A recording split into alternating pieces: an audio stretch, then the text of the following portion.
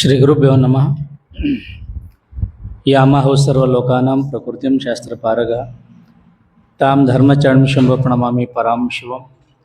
प्रप्रथमः आराध्य सद्गुरुना स्मरण करून वीरशैव महामता स्थापनाचार्यवर्य जगदादि जगद्गुरु रेणुकादि पंचाचार्य बसवादी प्रमथगण मन्मतादी शिवसंतगण आणि तसेच जगातील समस्त संत महात्मा दार्शनिक आणि श्रीमठाचे मूळ कर्तृ संजीवनी समाज देखील साष्टांग प्रणिपात करून आजचा हा 16वा वर्षाचा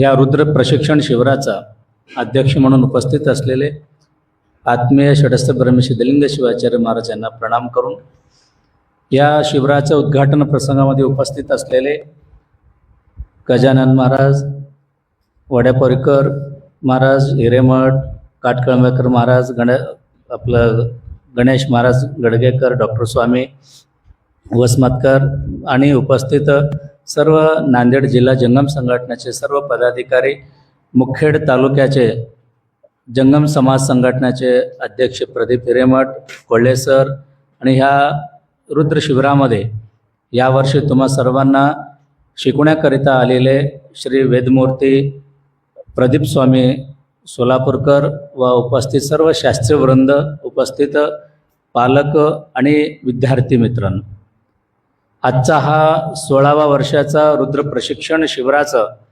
उद्घाटन होत असताना सर्वांनाही सुद्धा एक गोष्ट फार आनंदाचा वाटतो, कारण या महाराष्ट्रामध्येच किंबहुना ह्या मराठवाड्यामध्ये एकमेव अशी गणाचार मठ तयार झाला।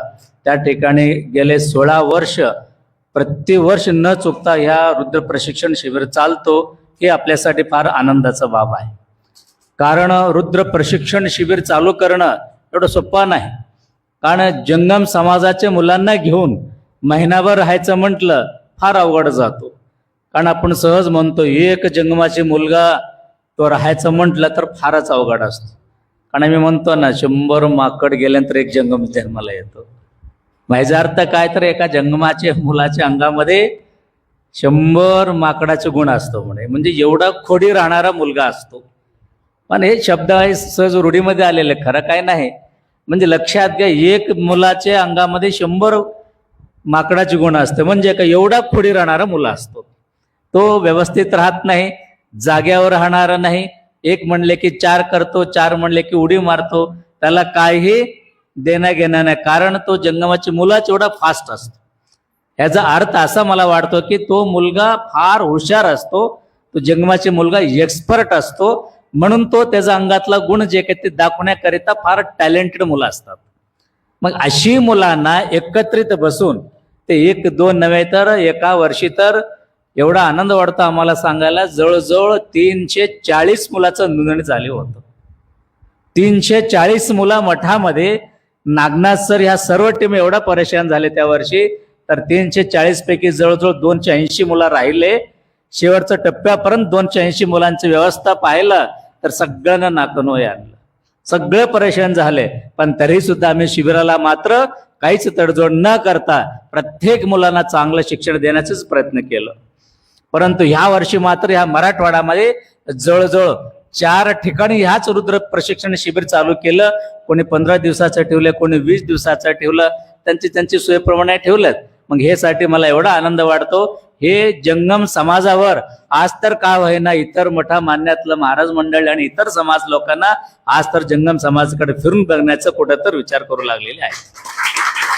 कारण मी पहिल्या दिवसापासून माझा उद्देश एकच असतो, ह्या वीरशैव लिंगायत समाजामध्ये, या समाजात नव्हे तर हिंदू समाजातला सर्वांना 18 पगड जात असेल, कुठलाही एक भावनिक माणूस मी देवदेव करतो म्हणणाऱ्याला एक जंगम त्याच्या घरी गेल्याशिवाय त्याचं कुठलंही शुभ कार्य होत नाही। तो कुठलाही असेल, माळी कोळी मातंग असेल, कुठलाही समाजाचे मुलगा गेला तर तो त्या समाजामध्ये, कुठल्याही समाजाचा असो, त्या समाजामध्ये जंगम किंवा एखादा ब्राह्मण ते गेल्याशिवाय त्याच्या घरातलं कुठलंही शुभ कार्य होत नाही। साधा वर्धा शंकर सत्यनारायण असेल तरी सुद्धा जंगमाला जावा लागतो, परंतु दुर्दैवानं असं परिस्थिती होता, आजोबा पंजोबाने शिकलेलेच पाठ आपल्या मुलांना सांगायचं, नोकरी नाही, काम नाही, दाम नाही अशी मुलांना ते पुढे ढकलायचं आणि तिथं गेल्यानंतर तो काही मम मम म्हणून तो हळद लावा, कुंकू लावा, अक्षत टाका, फुलबेल वाहा आणि लावा आरती, झाला पूजा. मग असं तसं पूजा करून यायचं, त्याला पुण्याही नाही पापही नाही. हे सगळं त्यांनी काय म्हणावं, यजमान हे सर्व जे काय केलं तो शिवार्पणम असतो. म्हणजे काय झालं तर शिवार्पणम असतो, शिवस्वरूपी तुम्ही ते तुमच्याकडे त्याने ढकलून दिलं. म्हणून आज 90% जंगम समाज आज गोरगरीबच आहे, कारण त्यांनी केलेलं जे काही पूजातलं कमी अधिक आहे ते सगळे फळ तुमच्या अंगावर त्यांनी ढकलून दिलं. म्हणून आज जंगम समाज 90% गरीब राहिला. परंतु शास्त्र शुद्ध पद्धतीनं कसं प्रत्येक मंत्रातलं उच्चारामध्ये स्पष्टपणा आलं तर तो बसलेल्या यजमानालाही फळ मिळतो आणि जंगमालाही सुद्धा फळ मिळतो. म्हणून अलीकडे ह्या 15 वर्षाची कालावधीमध्ये तुम्ही पहा, गावागावातला जंगम आज सुखानं नांदतो. गावागावातलं जंगम पत्राघरात राहणार आज बिल्डिंग बांधू लागलं. आता आपली महाराज गजानन महाराज म्हटल्याप्रमाणे आज तो 4 व्हीलर मध्ये म्हणजे कार मध्ये फिरतो, कारण तो शुद्ध शास्त्र पद्धतीनं मंत्र शिकला म्हणून एवढं सगळं साध्य होत. कारण हे मंत्र काय आहे तर देवाचा सर्व तो मंत्र अधीन आहे. म्हणजे या पृथ्वीवर जे काही पंचमहाभूत आहे, पृथ्वी, आप, तेज, वायू, आकाश, या सर्वांचे जे काही मंत्र आहे तो मंत्र उच्चार आम्ही केलं तर वाहणारा वायू सुद्धा आपल्याला थांबवता येतो आणि दगदगता अग्नी सुद्धा आपल्याला तिथं शांत करता येतो. मग एवढा ताकद मंत्रामध्ये असताना आम्ही शुद्ध पद्धतीने मंत्र उच्चार नाही केल्यामुळं आम्हाला काही फळ मिळत नव्हतं. परंतु आज गेल्या 16 वर्षाची कालावधीमध्ये काय झालं तर रुद्र प्रशिक्षणाच्या माध्यमातून अनेक शास्त्रींनी या ठिकाणी त्यांची वेळ दिलं, सेवा केलं, म्हणून आज अनेक जंगम समाज मुलं घडू लागलेले आहेत. तर तेही आणि ह्या वर्षी खास करून आज सोलापूरमधून प्रदीप स्वामी जे काही आहेत आज शास्त्री म्हणून त्यांच्याकडे आम्ही पाहिलं तर गेले 4-5 वर्षापासून त्या सोलापूरमध्ये सिद्धेश्वर मंदिरामध्ये होणारा जे काही पाठशाळामध्ये तो प्रधान शिक्षक म्हणून त्यांनी आज काम करू लागलेले आहेत. गेल्या 4-5 वर्षापासून त्यांचे जे काही शिकण्याची पद्धती चांगला झाला, त्यांच्या हातातून अनेक मुलं घडलेले आहेत. म्हणून ह्या वर्षी आपल्याला ईश्वर स्वामी होळेकर आणि शिवयोग स्वामी होळे मठ यांच्याकडून थोडासा संपर्क केल्यानंतर त्यांनी प्रदीप महाराजाचे नाव सांगितले की नाही आपला असा आहे मुलगा हुशार आहे, त्यांना मराठी येतो, कन्नड येतो, तेलुगू येतो आणि चांगले त्यांनी बोलू शकतात, चांगले विद्यार्थ्यांना घडवलेले आहेत असं त्यांचं पत्ता दिलं. तर मलाही फार आनंद वाटला. आज सर्व आपल्या नांदेड जिल्ह्याच्या जंगम समाज संघटनेला सांगायला आनंद वाटतो.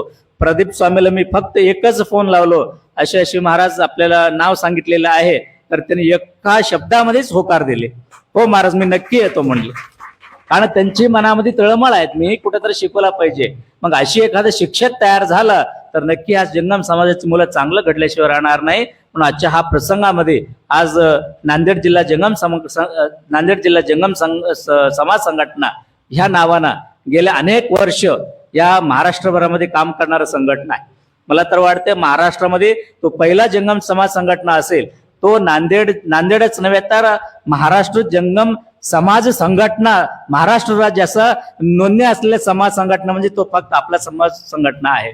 त्याचं काम करत असताना किशोर स्वामी असतील, गजानन महाराज असतील, शंकर महाराज, ते सगळ्यांची जे काही तळमळ आहेत आजपासून नव्हे तर गेले 25 वर्षापासून ह्या समाजामध्ये अहोरात्र काम करणारे मंडळी आहेत. आपला गंगाधरप्पा असतील, या सगळ्यांच्याकडे पाहिलं तर अहोरात्र जंगमासाठी तळमळ करणारा हा संघटना आहे. म्हणून त्यांचाही सुद्धा प्रतिवर्ष आपल्याला कोण आले कोण गेले, कोण लहान कोण मोठे न पाहता प्रत्येक वर्ष आपल्याला हा शिबिर चालू झाल्यापासून आपल्या ह्या सर्व टीम आपल्याला सहकार्य करत आलेले आहेत, त्यांची वेळ देत आलेले आहेत. अनेक समाजामध्ये प्रत्येक ठिकाणी गेल्यानंतर जंगमाची मुलांना सांगत आहेत, बाबा तू कमी जास्त शिकलास तर काय हरकत नाही, पुढच्या वर्षी शिबिर असतो तू जा. कुठेही त्यांना एखादा मुलगा आढळला कमी जास्त म्हणू लागला, काय हरकत नाही, तू पुढच्या वर्षी मुखेडला जा, यावेळेस शिबिर होतं. म्हणजे या माध्यमातून त्यांनीही सुद्धा या शिबिराचा अनेक ठिकाणी जाऊन त्यांनी सुद्धा अप्रत्यक्ष स्वरूपातून प्रचार करत आलेले आहेत. म्हणून आजचा हा प्रसंगामध्ये जास्त न बोलता या सर्व विद्यार्थ्यांना मला सांगणं आहे, तर आज जवळजवळ आपल्या शिबिरामध्ये 100-1 मुलं येणं शक्य आहेत. आता जवळपास 60-70 मुलांची नोंदणी झालेली आहेत. तर उपस्थित तुम्हा सर्व मुलांना माझं सांगणं आहे, तर आजपासून तुमचा हा शिबिर सुरुवात झालं तर तुमचा 10 जूनला परीक्षा होतो. या रुद्र शिबिर आणि पंचांगामधून जे कोणी तुम्ही शिकतो ना, तुम्हा सगळ्यांचे लेखी आणि मौखिक परीक्षा घेण्यात येतो. त्या परीक्षामधून जे कोणी प्रथम द्वितीय तृतीय आलात तर त्यांच्यासाठी बक्षीस सुद्धा आहे बरं, लक्षात घ्या. आज तुम्ही इथं काय केलात, एक 1100 रुपये देऊन तुम्ही नोंदणी केलात, पण या शिबिरामध्ये विद्यार्थ्यांना माझं सांगणं आहे, तर तुम्ही फर्स्ट आलात तर षटस्थल ब्रह्मी डॉक्टर जय सिद्धेश्वर शिवाचार्य महाराज गौडगावकर यांचे नावानं प्रथम बक्षीस आहेत. तो मठातून तो तुम्हाला देण्यात येतो आणि 3 बक्षीस आहेत. पहिला बक्षीस आहे 1100 रुपयाचं, दुसरं आहे 500 रुपयाचं, तिसरं आहे 250 रुपयाचं. हे झाले मठातून मिळणारं पहिला बक्षीस. त्याचबरोबर दुसरा सुद्धा एक पारितोषिक शिवाय के सारंग स्वामी मठपती, आता मॅडम आलेले आहेत इथं, त्याने त्यांचा मालकाच्या नावानं सुद्धा गेले 4-5 वर्षापासून त्यांनी सुद्धा बक्षीस ठेवत आलेलं आहे बरं. 1100 नाही बघा, आता त्यांच्याकडून सुद्धा 3 बक्षीस ठेवलेलं आहे बरं. त्यांचे सुद्धा पहिला पारितोषिक 500चं आहे, दुसरा 250चं आहे आणि दुसरा 300चं आहे, तिसरा 250चं आहे. मग लक्षात घ्या किती झाले, पहिला सुद्धा 500, पहिला 1100, मग तुम्ही दिला 1100, पहिला आलात तर तुम्ही इथून 2000 रुपये घेऊन जातो. मग बघा कोणाची इच्छा आहेत, कोण कोण प्रथम येणार आहोत, फर्स्ट कोण येतो का, तुम्हाला विचारतो मुलांना, कोण येणार हो याच्यामध्ये शिबिरामध्ये. जो कोणी फर्स्ट येतो ना, तुम्ही 2000 रुपये घेऊन जाणार बरं, लक्षात घ्या. आता तुम्ही 1100 देऊन 2000 रुपये घेऊन जायचे, किती मोठा संधी आहे. म्हणजे ज्या पद्धतीनं संघटनेतर्फे पहिला 3100, दुसरा 2100, दुसरा 1100. बघा अजून एक आनंदाची बरं, यावर्षी त्यांनी जाहीर केलेलं आहे, महाराष्ट्र जंगम समाज संघटनेच्या वतीनं या शिबिरामध्ये पहिला द्वितीय तृतीय आलेल्या 3 मुलांना म्हणजे पहिला बक्षीस 3100 रुपयाचे त्यांनी आज जाहीर केलेले आहेत. बघा किती मोठा, तुम्हाला दिल्यापेक्षा जास्त मिळू लागले ना. पहिला बक्षीस 3100 रुपयाचा आहे, दुसरा 2100चा आहे. त्याच्यामध्ये फर्स्ट द्वितीयामध्ये सुद्धा 2 आम्ही पारितोषिक ठेवणार आहोत आणि तृतीय आणि 1100चा आहे. म्हणजे जेणेकरून तुम्हाला फर्स्ट सेकंड थर्ड आल्यानंतर लक्षात घ्या किती मुलं येणार आहोत. आता आपला शास्त्रीय सर्व टीमना फार मोठा पडलेला आहे. त्याच्यामध्ये चांगले मुलगा कोण उत्कृष्ट आहेत, कोण चांगला अभ्यास केले, आता निवडून काढायचं मोठं आहे बरं आता तुमच्या समोर. म्हणून काय करा, सर्व मुलांनाही माझं सांगणं आहे, तर महिनाभर तुम्ही व्यवस्थितपणे राहायचं, कारण शेवटी जंगम घर सोडल्या तरच उद्धार होतो बरं, लक्षात घ्या. मग यासाठी तुम्हाला आज संधी आहे, तर तुम्ही इथं आल्यानंतर. आणि परभणी जिल्ह्यातून सुद्धा आपले एक परभणीकर महाराज आहेत, त्यांचा सुद्धा 3 बक्षीस त्यांनी ठेवलेलं आहेत. मग लक्षात घ्या, असं एकूण ह्या शिबिरामध्ये 4 बक्षिसं तुम्हाला सर्वांना मिळू लागलेलं आहेत. म्हणून त्या सर्वाची सुद्धा तुम्हाला उद्या परवा व्यवस्थितपणे आपली नागनासर ते लिहून तुम्हाला सर्वांना मुलांना सांगतात. तर लक्षात घ्या मुलांनो, या महिनाभर तुम्हाला राहत असताना अजिबात घराकडलं आठवण करायचं नाही. महिनाभर काय करायचंय तुम्हाला, फक्त सकाळी उठला योगासन करायचं, योगासन झालं स्नान करायचं, स्नान झाल्यानंतर नाश्ता करून लिंग पूजा करायचे सामूहिक. कारण घरात पूजा करतो नाही करतो माहिती नाही, परंतु इथं मात्र सामूहिक रीतीतून इष्टलिंग पूजा करायचं. इष्टलिंग पूजा झाल्यानंतर नाश्ता करून पाटाला बसवायचं आणि पाठ झाल्यानंतर परत दुपारी पोटभर जेवण राहणार व लक्षात घ्या. आता तर धोंड्या महिन्यात चालू आहेत, रोज तुम्हाला पुरणपोळी मिळेल, रोज धोंड्या खायला भेटेल, किती लागेल तेवढं मिळणार आहे बरं. म्हणून तुम्ही खात असताना लागेल तेवढा पोटाला लागेल तेवढंच खायचं, जास्त सुद्धा खाऊन अजून परेशान व्हायचं नाही. म्हणून दुपारी झाले तेवढा व्यवस्थितपणे सगळ्याजण जेवण करायचं. आणि आपले डॉक्टर स्वामी सांगितल्याप्रमाणे बघा, आज कुठे अनेक लोकांनी आज तुमचा पंगत घेतल्यानंतर त्यांनी तुम्हाला जीव घालून वरी सुद्धा दक्षिणा देतात, तर ते दक्षिणा 2 दुकानामध्ये जाऊन काही खायचं नाही. आज सर्वजण काय करा, शास्त्रीकडे जमा करा. आता तुम्ही जे काही हे माईक ऐकू लागलोत ना, हे बॉक्स हे माईक सुद्धा तुमचं दक्षिणातून गेल्या वर्षी आणलेलं आहे बरं, लक्षात घ्या. म्हणजे या शिबिरातला विद्यार्थी दक्षिणावरच काय झालं तर जवळपास 15,000 रुपयाचं आज एक बॉक्स आलेला आहे, माईक बॉक्स आणलेला आहे आम्ही. म्हणजे जेणेकरून तुमची तब्येतही चांगला राहिला आणि त्या यजमानला दक्षिणा दिल्यासारखाही झाला आणि ह्या शिबिरामध्ये हे माईक सुद्धा कामाला आला. असे चांगले उपक्रम आपला मनमत महाराज असेल, गणेश असेल, हे सगळेजण मिळून चांगले उपक्रम गेल्या वर्षी राबले. तर ह्या वर्षी सुद्धा तुम्हा सर्वांना भरपूर दक्षिणा देणार आहेत, परंतु दक्षिणा घेऊन खर्च करण्यापेक्षा त्याची चांगला सदुपयोग सर्वांनी करून घ्यावा. आणि सायंकाळी ठीक तुमचं दुपारी जेवण झाल्यानंतर आराम करायचा, उन्हात कोणी फिरायचं नाही. काही झालं तर दुसऱ्याला बाहेर जाऊन सांगण्यापेक्षाही इथं 5-6 जण आहेत आपल्याकडे, एकटं दोघं नाही. सर्वकडे जाऊन थांबायचं, मला हे होऊ लागले ते होऊ लागले, काही झाले तर त्यांच्यासोबत तुम्ही बोलायचं.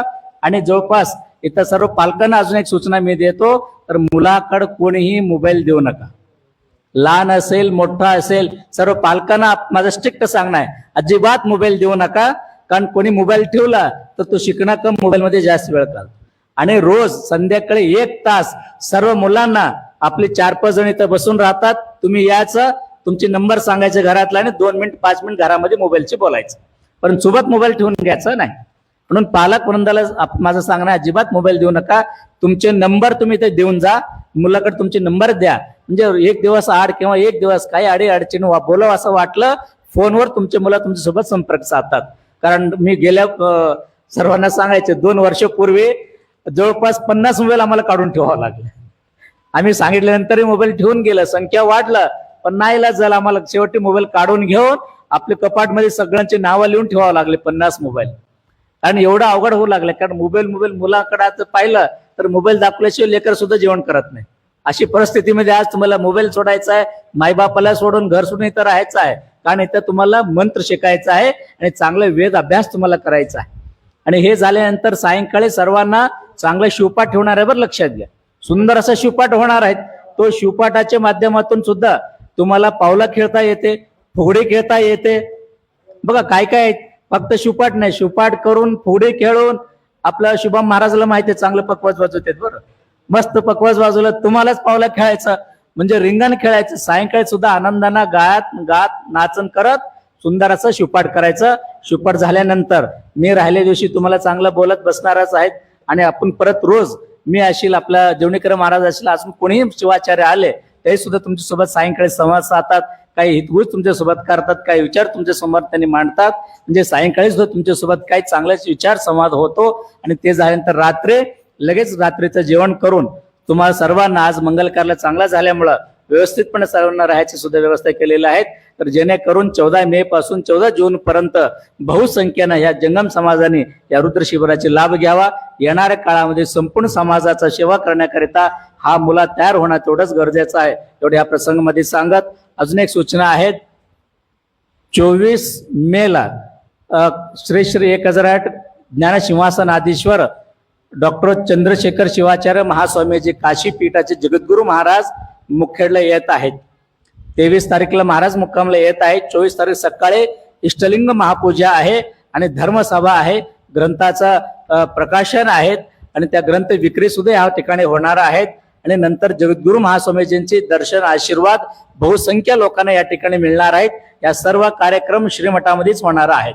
म्हणून 24 तारखेलाही सुद्धा चांगले कार्यक्रम असल्यामुळे सर्व पालकांनी 1 दिवस, आता आज 14 तारीखला तुम्ही सोडून चालत मुलांना, तर परत मी 10 दिवसाला तुम्हाला येता येतो, तर त्या दिवशी कार्यक्रमाला या आणि तुमच्या मुलांनाही तुम्ही भेटून जा, असे तुम्हाला सर्वांना सूचना देतो.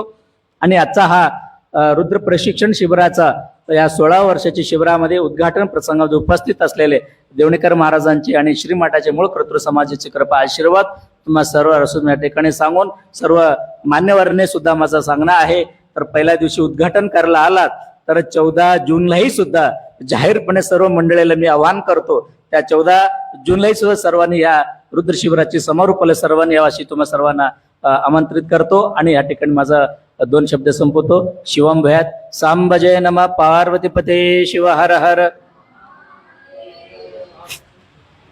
हॅलो.